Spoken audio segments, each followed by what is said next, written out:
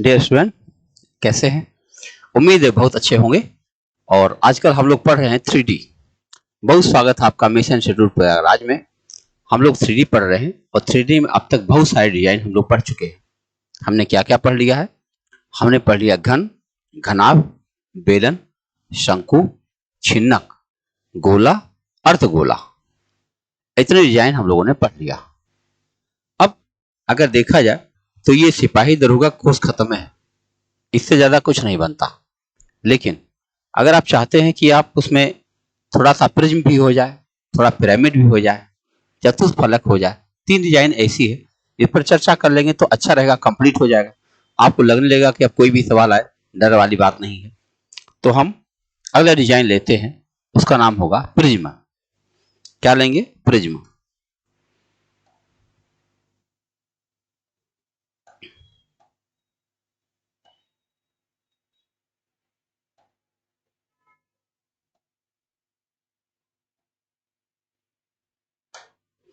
हम डिजाइन ले रहे हैं प्रिज्म। 3D हम लोग पढ़ रहे हैं। क्या होता है प्रिज्म? अगर कोई त्रिभुजाकार चीज है, अगर मैं दिखाने का प्रयास करूं आपको, एक कागज हमारे पास है, तो उससे अगर हम प्रिज्म बनाने की कोशिश करें तुरंत, तो तुरंत दिखा सकते हैं कि प्रिज्म आखिर कैसे बनता होगा, अगर होगा तो।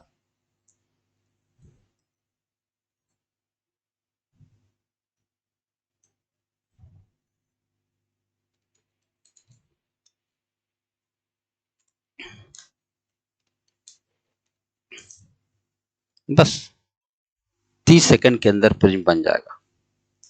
सोचो, कागज से बन जाएगा, बाकी कांच से मान लेंगे हम लोग।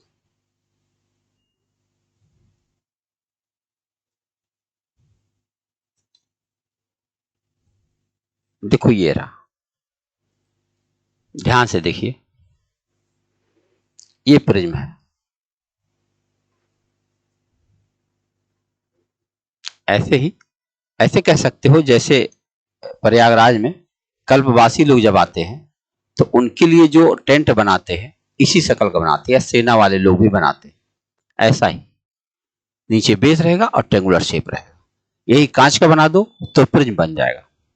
अगर इसको हम बनाने की कोशिश करें तो ऐसे बना देंगे, एक ट्रायंगल ले लो और फिर एक ट्रायंगल ले लो, ऐसे मिला दो, बस प्रिज्म बन के तैयार। यानी 2 प्रिज्म और 3 आयत मिल करके एक प्रिज्म बनता है। ध्यान रखना होगा क्या क्या मिलकर बनता है। दो दो त्रिभुज, 2 त्रिभुज ले लो आप, और प्लस 3 आयत ले लो। यानी कुल मिला के 5 सरफेस इसके पास होते हैं, 5 तल होता है। 2 त्रिभुज और 3 आयत मिलकर के एक प्रिज्म की रचना हो जाती है। प्रिज्म में ज्ञात क्या क्या किया जाता है? खाली 2 चीज। एक का नाम होगा टोटल सरफेस एरिया, एक का नाम होगा आयतन, बस और कुछ नहीं। तो जब हम इसको टोटल सरफेस एरिया जानना चाहते हैं, संपूर्ण पृष्ठ क्षेत्रफल निकालना चाहते हैं, तो इसके लिए हमारे पास क्या होगा? 2 त्रिभुज के क्षेत्रफल प्लस तीनों आयतों का क्षेत्रफल, बस खत्म। अच्छा, हम इसमें कोई फार्मूला नहीं बना रहे, क्यों? क्योंकि वैज्ञानिक प्रयोगों के लिए अलग अलग साइज के, अलग अलग मेजरमेंट के त्रिभुज बनाए जा सकते हैं। कोई जरूरी नहीं कि समबाहु त्रिभुज हरदम हो।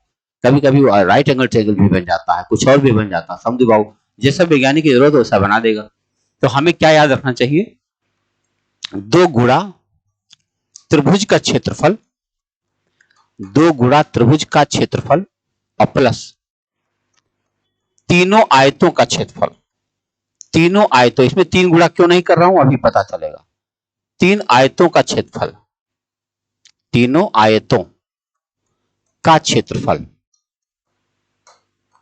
ठीक, ये तो हो गया टोटल सरफेस एरिया। और अगर हमें आयतन ज्ञात करना हो तो आयतन ज्ञात करने के लिए हम क्या करेंगे? त्रिभुज का क्षेत्रफल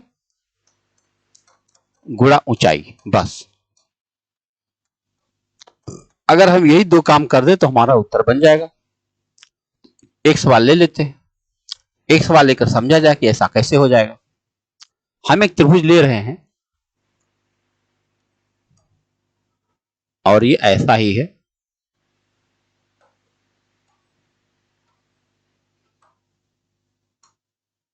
हम त्रिभुज की तीनों भुजाएं ले रहे हैं। मान लीजिए हमने इसको ले लिया 12, इसको ले लिया 16 और इसको ले लिया 20। इसकी ऊंचाई ले लिया हमने 40 सेंटीमीटर। ये ऊंचाई है यहां तक, इतने बड़ा है नहीं, वहां तक नहीं है, ये ध्यान रखिएगा। तो अब देखो हमने एक त्रिभुज जानबूझकर कैसा लिया, समकोण त्रिभुज ले लिया हमने, अपनी सुविधा के लिए ले लिया कि जिससे हमको त्रिभुज क्षेत्रफल निकालना आसान हो जाए। तो 12, 16, 20 एक समकोण त्रिभुज बन रहा है और समकोण त्रिभुज अगर ऊपर बन रहा है तो नीचे भी बन रहा है, तो हमें त्रिभुज क्षेत्रफल निकालना आसान हो गया। उसके बाद तीनों आयतों का क्षेत्रफल क्या हो जाएगा, यानी पार्श्व पृष्ठ का क्षेत्रफल निकालना हुआ।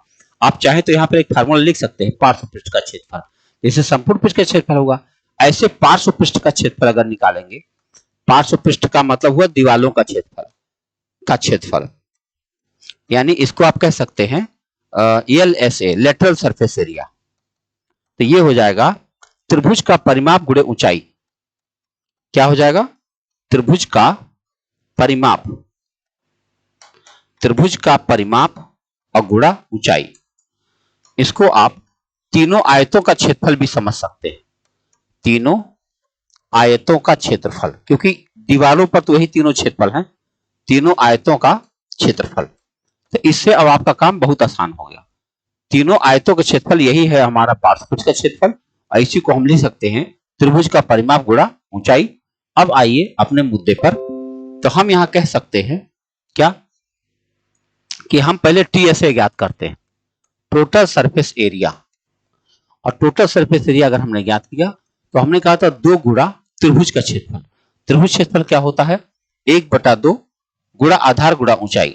तो देखो 1/2 गुणा आधार हम ले लेंगे 16 का और ऊंचाई ले लेंगे हम 12 का, क्योंकि समकोण त्रिभुज यही बन रहा है। तो ये 16 है, ये 12 है और ये 20 है, यही वाला त्रिभुज है। तो हम इसका क्षेत्रफल ऐसे निकाल लेंगे। तो दोनों त्रिभुजों का क्षेत्रफल हमारे पास क्या आ गया, और प्लस, अब इसको हटा दें, देखो, और प्लस तीनों आयतों का क्षेत्रफल चाहिए। तीनों आयतों का क्षेत्रफल माने क्या होता है, परिमाप गुणा ऊंचाई। त्रिभुज का परिमाप क्या है, तो 12 प्लस 16 और प्लस 20 और गुणा ऊंचाई क्या दिया गया है, 40। हमें यही काटना, हमारा उत्तर बन जाता है। और देखें तो अगर हम इसे हल करते हैं तो 12 × 6 = 72, 7 12 के 12 7 19 और प्लस इसको अगर हम जोड़ें 16 12 28, 28 और 20 48, 28 और 20 48, और 48 में अगर हम 40 का गुणा करें तो क्या बन जाएगा, 0 और फिर 0 और 4 से 32, 3 4 चौके 16, 3 19। इसी को हमें जोड़ना है। तो यह हो जाएगा 2, ये हो जाएगा 9, ये हो जाएगा 3, ये हो जाएगा 19, ये आ जाएगा सेंटीमीटर स्क्वायर। ध्यान से देखिए, हमारा पहले हुआ 2 गुणा त्रिभुज के क्षेत्रफल और प्लस तीनों आयतों का क्षेत्रफल निकालने। क्या तरीका हुआ, हमने आधार का परिमाप लिया, आधार माने त्रिभुज का परिमाप लिया, और गुणा ऊंचाई हमने 40 कर दिया। तो इनको जोड़ा 48, 48 हुआ ना, 480 नहीं होना चाहिए था, यही गलती हो गई। देखो 48 हुआ है ये। तो 48 में अगर हम 40 का गुणा करेंगे क्या आ जाएगा, 0, 4 से 32, 3, ठीक है। अब इसको मैं हटा देता हूं, इस जगह पे आ जाएगा 2 और 9 2 11, 1 19 1 20 1 21, ये आ जाएगा 2112 सेंटीमीटर स्क्वायर। ये हमारा आ गया टोटल सरफेस एरिया। अब हमको चाहिए आयतन, यानी वॉल्यूम निकालना है। तो वॉल्यूम के लिए हमने क्या बताया है कि त्रिभुज का क्षेत्रफल गुणा ऊंचाई। त्रिभुज क्षेत्रफल क्या होता है, 1/2 गुणा आधार 16 गुणा त्रिभुज का ऊंचाई हो गया 12, अब फिर पूरे डिजाइन की ऊंचाई है 40, यही इतना काटना है। तो अगर हम काट दें 2 से, 2 8 16, तो 12 8 96 और गुणा 40 करना है हमको। 0 4 6 24, 2 4 9 36, 2 38 सेंटीमीटर क्यूब, ये हो जाएगा आयतन। देखो आधार का त्रिभुज क्षेत्रफल और गुणा ऊंचाई कर दो, आयतन मिल जाएगा। इतना छोटा कहानी है प्रिज्म का, और लड़के लोग इसको देखते हैं तो सोचते हैं कोई कठिन बात होगी।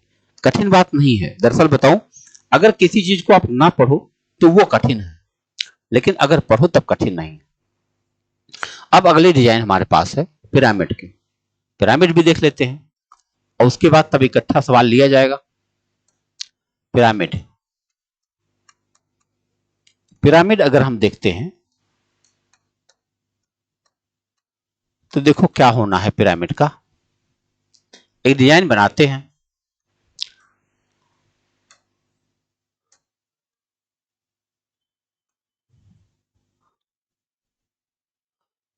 बस इसको, चूंकि 3D डिजाइन है, इसको महसूस करिए कि नीचे जमीन पर एक चौकोर है। चौकोर माने वर्गाकार कोई जमीन है और उसके बीचों बीच कोई पिलर है और उसके चारों कोनों से 4 रस्सियां जाके बांधी गई हैं ऊपर, और उसके बाद कागज या कपड़ा लगा दिया गया है। प्रिज्म बन के तैयार हो जाएगा, जैसे मंडप बनता है वही कहानी है इसका, प्रिज्म का, पिरामिड का। और ये पिरामिड आप देखेंगे तो वहां पर मिस्र में गीजा नाम का एक स्थान है, वहां पर आपको ढेर सारे पिरामिड दिख जाएंगे। तो उस पिरामिड के बारे में हमको बताना होता। देखो उसका आधार जो है, कोई जरूरी नहीं है कि ये 4 भुजा का ही हो। पिरामिड किसी भी शक्ल का बनाया जा सकता है।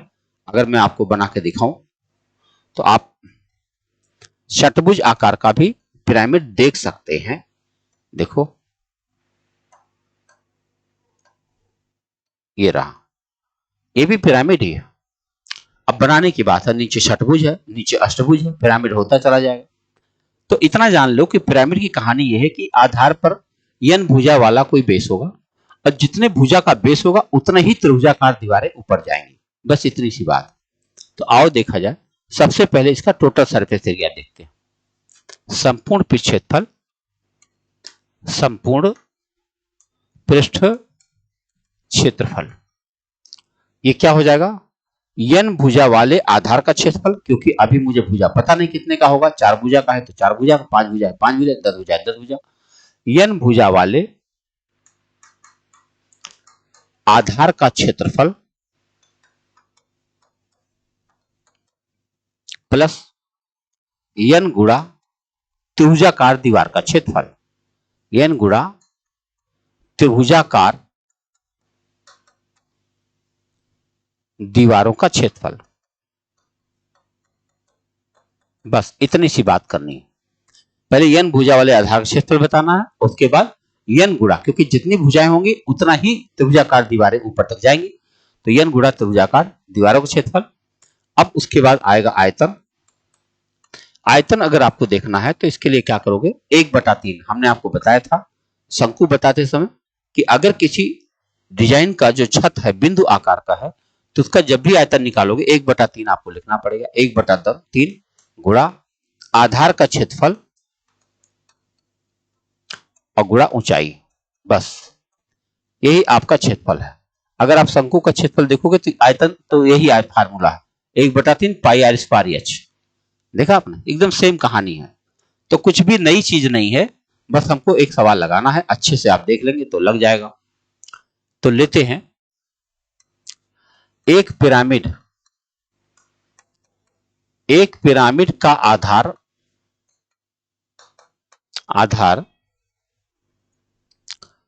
कितना ले लें? 20 मीटर भुजा का एक वर्ग है, आधार वर्गाकार, जिसकी ऊंचाई यानी प्रिज्म पिरामिड की ऊंचाई, जिसकी ऊंचाई 24 मीटर है। बस सब कुछ ज्ञात कीजिए। ये सवाल बोल दिया। सब कुछ माने क्या? वही दोनों बातें ज्ञात करना आपको। क्या क्या? टोटल सरफेस एरिया और आयतन, 2 चीज बताना। आओ बताते हैं। तो पहले तो हम एक वर्ग बना लेते हैं जिसकी भुजा 20 है। अब ध्यान से समझना, ये इसकी ऊंचाई है 24 की। अब अगर ये 24 है तो ये देखो 20 है तो ये 10 हो जाना चाहिए। अगर हम इसको यहां से मिलाने की कोशिश करें और ये 24 पहले से दिया हुआ है तो क्या हम लोग ये त्रिभुज निकाल पाएंगे? ये हम क्यों कर रहे हैं अभी आपको पता चल जाएगा। मैं इसकी पहले दीवार बना दूंगा। ये देखो, ये है टोटल कहानी। तो हमको क्या करना है कि जो मैंने बीच में रेड व्हाइट कलर की पट्टी डाली है, ये इस वाले दीवार की त्रिभुजाकार ऊंचाई है। मतलब अगर मैं ऐसे त्रिभुज बना दूं, त्रिभुजाकार दीवार, तो ये कितना है, टोटल 20 है। और मैं ये ज्ञात करने की कोशिश कर रहा हूं इस समय, ये ज्ञात करने के लिए हम पाइथागोरस लगाएंगे। 24 का स्क्वायर होगा 576 और 10 का स्क्वायर होगा 100, ये हो जाएगा 676। अगर 676 हुआ तो ये जो व्हाइट वाला है, इसकी जो लंबाई आ जाएगी 26, यानी ये हाइट आ गई 26 की, ये वाली। ये त्रिभुजाकार दीवारों के लिए अलग अलग ऊंचाई की बात कर रहा है, यानी एक दीवार को अगर वहां से निकाल करके सीधा खड़ा किया जाए तब उसकी ऊंचाई आ जाएगी 26 की। बस हमारा काम आसान हो गया, अब खाली उत्तर लगाना है। आओ समझते हैं। तो पहले हम लोग क्या निकालेंगे, टीएसए। टीएसए निकालने के लिए हमने कहा था एन भुजा वाले आधार का क्षेत्रफल लगाना है। एन भुजा माने 20 मीटर भुजा का एक वर्ग है, तो आप क्या करोगे, 20 स्क्वायर, आपका काम हो जाएगा। फिर कह रहा है एन गुणा त्रिभुजाकार दीवारों का क्षेत्रफल। एन माने 4 होता है, 4 भुजाएं हैं, गुणा त्रिभुजाकार दीवार का क्षेत्रफल। एक दीवार का क्षेत्रफल हमारे सामने है, आधार दिख रहा है, ऊंचाई दिख रहा है, इसका क्षेत्रफल हम निकाल ले जाएंगे। तो ये हो जाएगा 1/2 गुणा आधार 20 गुणा ऊंचाई 26। काम खत्म हो गया। त्रिभुजाकार दीवार का क्षेत्रफल हो गया और एक त्रिभुज का क्षेत्रफल निकाल के मैंने 4 का गुणा कर दिया, तो चारों त्रिभुजाकार दीवारें मिल जाएंगी। अब चलो हल कर लिया जाए। ये आ जाएगा 400, ये कितना हो जाएगा, 2 से अगर हम इसको काटने की कोशिश करें तो 10 हो जाएगा। तो 26 गुणा 4 करो, फिर 0 बढ़ा लो, तो 4 छके 24 और 4 दूनी 8, 2 10, 1040। अब अगर 400 इसमें जोड़ दिया जाए तो आ जाएगा 1440 मीटर स्क्वायर। ये आ गया कि इसका टीएसए क्या है। ठीक, अब चलते हैं आयतन की तरफ, वॉल्यूम निकालते हैं। वॉल्यूम निकालना बहुत आसान होगा। कैसे, 1/3 गुणा आधार का क्षेत्रफल क्या हुआ 400 और गुणा ऊंचाई क्या हुआ 24। 24 कहां से आया, इस पूरे पिरामिड की ऊंचाई है 24 जो दे रखी है, तो हम गुणा कर देंगे बस। 3 8 24, 8 चौके 3200, 3200 मीटर क्यूब। ये आ गया इस वाले पिरामिड की का आयतन। तो हमने इसका टोटल सरफेस एरिया भी देख लिया और इसका आयतन भी देख लिया। आपने देख लिया कि पिरामिड जैसी रचना पूरी तरह से आपके समझ में आ गई होगी। अच्छी बात है, नहीं आ गई होगी एक बार 2 बार देख लीजिएगा। कारण क्या है कि जो डिजाइन रेगुलर टच में नहीं होती है तो वो थोड़ा सा समझने में कभी कभी दिक्कत आती है, लेकिन कठिनाई नहीं। अब हम एक ऐसा डिजाइन लेने जा रहे हैं जिसका नाम है चतुष्फलक। उसको कहते हैं टेट्राहेड्रन, अंग्रेजी में कहा जाता है टेट्राहेड्रन। चतुष्फलक पर सवाल कभी कभी सीजीएल के मेंस में देखने को मिलता है, बाकी और कहीं दिखता नहीं। हालांकि कठिन नहीं है, हाँ उसका एक फार्मूला बनाया जा सकता है, तो वो फार्मूला हम लोग बताएंगे। जैसे प्रिज्म होता है, तो प्रिज्म क्या है कि आधार फिक्स नहीं है। हम उसका नाम पहले लिख दें, नाम है हिंदी में चतुष्फलक। चतुष्फलक यानी इसकी केवल 4 फलक होती है। आप देखे होंगे घन घनाभ की 6 सरफेस होते हैं, इसकी केवल 4 सरफेस होते हैं बस। टेट्रा अंग्रेजी में कहा जाता है टेट्राहेड्रन कहा जाता है, हेड्रन। इसको आप गूगल पर देख लेंगे तो मिल जाएगा आपको अच्छे से। कैसे बनता देख लो। पहले आप एक त्रिभुज बना लो और उस त्रिभुज के ऊपर जाकर के उससे तीनों पर एक दीवार खड़ी कर लो बस। थोड़ा उतना बढ़िया नहीं दिख रहा है, पता नहीं आप महसूस कर पा रहे हैं कि नहीं। ऐसे सोच लो कि अगर हम कार्डबोर्ड ले लें और उसमें 4 इक्विलेटरल ट्रायंगल काट लें बराबर नाप करके, मान लो 10 सेंटीमीटर या 50 सेंटीमीटर कैसे भी करके, कि एक समान भुजा वाले 4 त्रिभुजाकार का गत्ता काट लेते हैं और एक त्रिभुज को हम नीचे बिछा दें, फर्श पर रख दें और 3 त्रिभुजों को उनके तीनों तरफ दीवार लगा दें। तो एक डिजाइन जो महसूस कर पा रहे हैं आप कि नीचे भी त्रिभुज है, हर तरफ त्रिभुज है, कि नीचे त्रिभुज है और तीनों तरफ से दीवारें हैं। बस यही इतनी बात। तो अब सबसे पहले तो इसका क्षेत्रफल निकालना पड़ेगा। क्षेत्रफल में टोटल सरफेस एरिया निकालना आसान होता है, आयतन निकालना थोड़ा मुश्किल है। लेकिन टोटल सरफेस एरिया क्यों आसान है, क्योंकि अगर समबाहु त्रिभुज है तो इसकी कोई भुजा तो होगी ही, ए होगी। अगर ए भुजा होगी तो ए भुजा के लिए कुल 4 त्रिभुज है और एक त्रिभुज का क्षेत्रफल हम जानते हैं, तो इसलिए टोटल सरफेस एरिया इसका निकालना बहुत आसान है। टोटल सरफेस एरिया होता है 4 गुणा √3/4 ए स्क्वायर। बोलो हुआ कि नहीं हुआ? एक त्रिभुज का क्षेत्रफल होता है √3/4 ए स्क्वायर और 4 त्रिभुज लगाए गए, तो इससे क्या हो गया, ये 4 4 तो कट ही गए, तो आपका उत्तर हो गया √3 ए स्क्वायर। तो ये कितना आसान हो गया कि टोटल सरफेस एरिया निकालना इतना आसान होता। लेकिन ये तो टोटल सरफेस एरिया था, अब हमको इसका आयतन जब निकालना पड़े तब थोड़ा मुश्किल का काम। क्या मुश्किल है दिखाता हूं। सबसे पहले हम क्या करेंगे, एक त्रिभुज बनाए हम और यहां केंद्र पर जाएं, क्योंकि यहीं तो ऊंचाई होगी। अब अगर हमारे पेन को आप देख पा रहे हैं तो इस पेन से एक रेखा यहां जाएगी, एक रस्सी यहां जाएगी, एक रस्सी यहां जाएगी और तीनों पर हमको लाइन खींचनी पड़ेगी।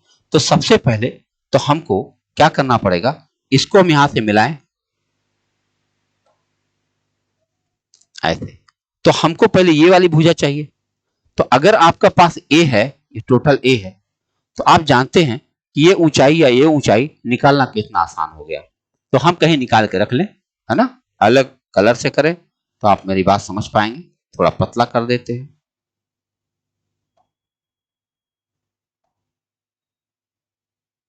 आओ देखते हैं। तो सबसे पहले हमको ये ऊंचाई चाहिए। ये ऊंचाई कैसे मिलती है आप जानते हैं, समबाहु त्रिभुज की ऊंचाई होती है √3/2a। क्या होता है, त्रिभुज की समबाहु त्रिभुज की ऊंचाई, त्रिभुज की ऊंचाई, अगर मैंने समबाहु त्रिभुज की ऊंचाई निकाला तो ये होता है √3/2a। अब आप जानते हैं कि ये ऊंचाई जो है 2:1 में होता है, तो इसका मुझे 1/3 करना पड़ेगा, तब हमें मिल जाएगा ये भुजा इतना दूर वाला। ये क्या करेंगे हम, तो पहले हम इसकी आधार निकालना चाहते हैं। ये इसकी पोर्शन को क्या रख दें, इसका नाम कुछ रख देते हैं, यही हम ज्ञात करना चाहते हैं ना। तो ये हमारे पास क्या जाए, अच्छा ये तो है ही है ए, इसमें कोई शक नहीं है। हाँ, हम दरअसल इसकी ऊंचाई ज्ञात करने की कोशिश कर रहे हैं। ऊंचाई ज्ञात करने के लिए हम क्या करेंगे, देखो ऐसे बनाएंगे, है ना। तो इसकी एक ऊंचाई होगी और ये ऊंचाई होगी, ये तो हमें पहले से पता रहेगा और ये हमको आधार मिल ही जाएगा। तो हम एक ऐसा त्रिभुज निकालने की कोशिश कर रहे हैं। देखो, तो हम सबसे पहले क्या करेंगे कि ये पहले ये वाली भुजा ज्ञात कर लें जिसका 1/3 करेंगे। तो देखो हमारा आधार मिलने जा रहा, आधार मिलेगा √3/2a और गुणा 1/3, ये हो जाएगा √3a/6। ये आ गया √3/6a, ठीक, क्योंकि 2 3 6 हो जाएगा। तो ये हमारे पास क्या आ गया, ये आधार हो गया, ठीक। और ये भुजा है तो इसकी ऊंचाई तो हमको पता है, यानी कर्ण मिलने जा रहा, आधार मिल चुका है। अब हम ये जो तिरछा वाली भुजा आएगी यहां तक कर्ण, तो हम उसका कर्ण निकालने की कोशिश कर रहे हैं। कर्ण हमारे पास हो जाएगा √3/2a, क्योंकि समबाहु त्रिभुज ही है। अब हमारे पास ऊंचाई निकलने जा रही है, ऊंचाई। तो ऊंचाई ज्ञात करने के लिए हम पहले आप आपको डिजाइन पर आ जाए पहले फिर से। मान लो कोई त्रिभुज है जिसका आधार है √3/6a और इसका कर्ण है √3/2a और पाइथागोरस थ्योरम लगाना है। हमको यही h पता करना है। ये h क्या हो जाएगी, इस चतुष्फलक की ऊंचाई हो जाएगी। तो हम चतुष्फलक की ऊंचाई ज्ञात करने जा रहे हैं। यहां देख लो, यहां लिख देता हूं, क्योंकि अलग से भी अगर आ जाए तो आपको याद रहना चाहिए चतुष्फलक की ऊंचाई।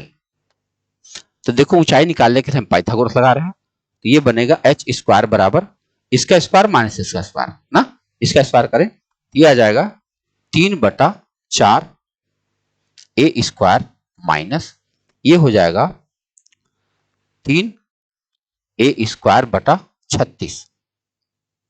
स्क्वायर किया हूं, अब चलो घटाया जाए, 36 लघुत्तम होगा, 4 9 36, 9 3 27 ए स्क्वायर और माइनस 3 ए स्क्वायर। तो ये हो जाएगा 36 24 ए स्क्वायर, 24 ए स्क्वायर बटा 36। अब इसको जब आप 12 से काट देंगे तो 12 दूनी 24, 12 3 36 आ जाएगा। ये आ जाएगा 2 ए स्क्वायर अपान 3। लेकिन ये तो h स्क्वायर की वैल्यू है, तो h की वैल्यू क्या हो जाएगी, h की वैल्यू हो जाएगी √2a अपान √3। ये हो जाएगा चतुष्फलक की ऊंचाई, क्या हो जाएगी, √2a अपान √3, ठीक। लेकिन अभी आयतन आया नहीं है, अभी तो मैंने चतुष्फलक की ऊंचाई निकाल लिया। आयतन निकालने क्या करते हैं, 1/3 फार्मूला याद रखिएगा, क्योंकि इसका भी छत्र बिंदु आकार का है। तो इसका हम अगर आयतन निकालना चाहें यहाँ पर, तो यहाँ आयतन लिख दे रहे हैं। आयतन बराबर हो जाएगा आधार का क्षेत्रफल 1/3 पहले लिखना होगा, गुणा आधार का क्षेत्रफल। आधार कैसा है? त्रिभुजाकार है, तो √3/4a² हो जाएगा, √3/4a² हो जाएगा, और गुणा ऊंचाई अभी अभी निकाले हैं, √2a अपान √3। इसको काट दीजिए, उसके बाद याद कर लीजिए, क्योंकि बार बार यह काम कर नहीं पाएंगे। तो आओ देखा जाए, तो ये √3 और √3 तो हम काट ही सकते हैं, है? और कुछ कटने वाला दिख नहीं रहा, तो ये हो जाएगा ऊपर √2a³ √2a³ अपान 4×3=12। ये आ जाएगा आयतन, और ये आ जाएगा टोटल सरफेस एरिया। अब यही दो चीज अगर आपको याद रहे तो इतने सारे बवाल से आप बच जाएंगे ना। याद रख लेना, अच्छी बात होती है, क्योंकि कहां तक आप बार बार पढ़ते रहेंगे। तो अगर अब हमको ये कहा जाए कि 12 सेंटीमीटर भुजा है, कोई ऐसी भुजा ले लो आप, मान ले, देखो एक सवाल बनाते हैं।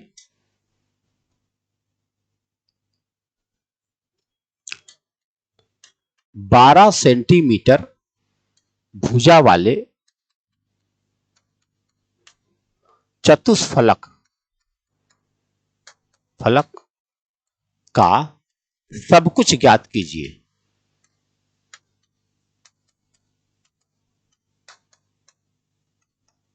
सब कुछ माने क्या हुआ? टोटल सरफेस एरिया भी बता देना और आयतन भी बता देना। तो हम लोग क्या करेंगे, पहले टीएसए निकालने की कोशिश करेंगे। तो जब हम टीएसए निकालेंगे तो इसके लिए हमारे पास बड़ा शानदार छोटा सा फार्मूला है, और उसका नाम है √3a², बस और कुछ नहीं। क्या है? √3a²। तो हम क्या करेंगे, √3 और a की जगह लिख देंगे 12, 12 का स्क्वायर, यानी आपका उत्तर आ जाएगा 144 √3 सेंटीमीटर स्क्वायर। ये हमारा आ गया टोटल सरफेस एरिया, आ गया। बड़ा आसान है, इसमें कोई समस्या नहीं।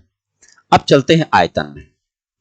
आयतन जब हम इसका निकालने की कोशिश करेंगे, तो अभी आपने देखा हमने फार्मूला लिख दिया है √2a³ अपान 12।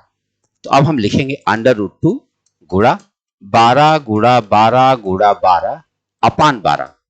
1/12 तो कट ही जाएगा, ये हो जाएगा 144 √2 सेंटीमीटर क्यूब। कितना मजेदार है ना, कि टोटल सरफेस एरिया ज्यादा आ रहा है लेकिन आयतन कम आ रहा है। क्यों आयतन कम आ रहा है आप समझ सकते हो, त्रिभुजाकार दीवारें हैं, उतनी ज्यादा जगह नहीं घेर पाई होगी, और हमारा उत्तर आ गया। तो आपने देखा 3 डिजाइन, और तीनों ऐसी डिजाइन है। अब तक हम लोगों ने क्या क्या पढ़ लिया आपको बताऊं, कि हमने घन पढ़ दिया, घनाभ पढ़ दिया, बेलन हो गया, शंकु हो गया, छिन्नक हो गया, गोला हो गया, अर्धगोला हो गया, और प्रिज्म हो गया, और पिरामिड हो गया, और चतुष्फलक हो गया। आपको बताऊं कि अगर आप तैयारी करने वाले विद्यार्थी हैं और आपको इतने सारे डिजाइन के बारे में सब कुछ पता चल गया, तो यकीन मान लीजिए कि 3D में अब आपको कोई बड़ी प्रॉब्लम नहीं आने वाली है। देखो सवाल बनेंगे, अलग अलग परिस्थिति वाले बनेंगे, शर्तें अलग अलग होंगी, इसमें कोई शक नहीं है। कई सवाल ऐसे मिलेंगे जो आपको मुश्किल लग सकते हैं, लेकिन मेरा यकीन मानिए कि अगर आप इनके सारे फार्मूले आपको अच्छे से याद है, तो आपको कुछ ज्यादा करना नहीं पड़ेगा। हमने यह कोशिश किया है कि हम आपको बहुत उलझाए नहीं, हम पहले आपको बेसिक बातें बता दिए। अब होगा क्या, जब कोई सवाल बनेगा तो सवाल में जैसे खोखला बेलन आ गया कहीं पर, हमने खोखला बेलन का कोई उदाहरण नहीं दिया, आपको नहीं दिया, कोई घबराने की बात ही नहीं, क्योंकि जब आपको बेलन का फार्मूला आ गया तो खोखला बेलन भी फार्मूला बड़े आराम से निकल जाता, उसी से बना लिया जाता, अलग से उसको याद नहीं रखा जाता, क्योंकि जितना ज्यादा याद रखेंगे आपके दिमाग पर उतना ही ज्यादा प्रेशर बनेगा। तो अब हम क्या करेंगे, अगले एपिसोड से हम क्वेश्चंस लेकर आएंगे आपके पास, है ना।